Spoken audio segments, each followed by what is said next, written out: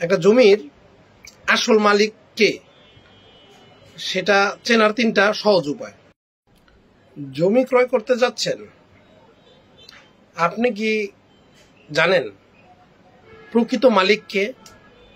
প্রকৃত মালিককে আপনি বুঝবেন কিভাবে? একটা ছোট ভুল আপনাকে লক্ষ লক্ষ টাকার ক্ষতির মুখে ফেলে দিতে পারে।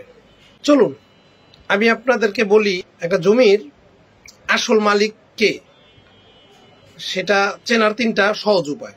প্রথম ধাপে দলিলগুলা, খতিয়ান নাম্বার, দাগ নাম্বার, মৌজা, নকশা এগুলা খুব ভালো করে মিলিয়ে নেবেন।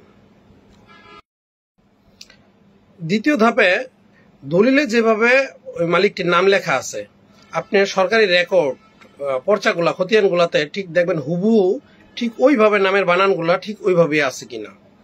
রেজিস্ট্রি অফিসে গিয়ে সর্বশেষ যে মালিক, ওই মালিকটি অন্য কারো বরাবরে রেজিস্ট্রি করে দিছে কিনা এটা অবশ্যই ভালো করে তল্লাশি দিবেন।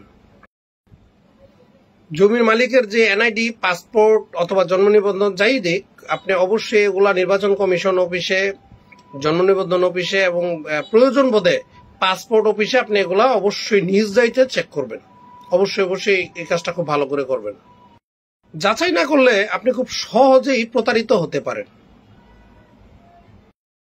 তাই দলিল লেখক অথবা অভিজ্ঞ আইনজীবী এদের পরামর্শ নিয়ে তারপরে সিদ্ধান্ত নেবেন। আমি দলিল লেখক Sohel, sub registry office, Demra, Dhaka, দক্ষিণ সিটি কর্পোরেশন। জমি সংক্রান্ত যে কোনো বিষয়ে আপনাদের পাশে আছি, সবসময় আপনাদের সহায়তা করার জন্য।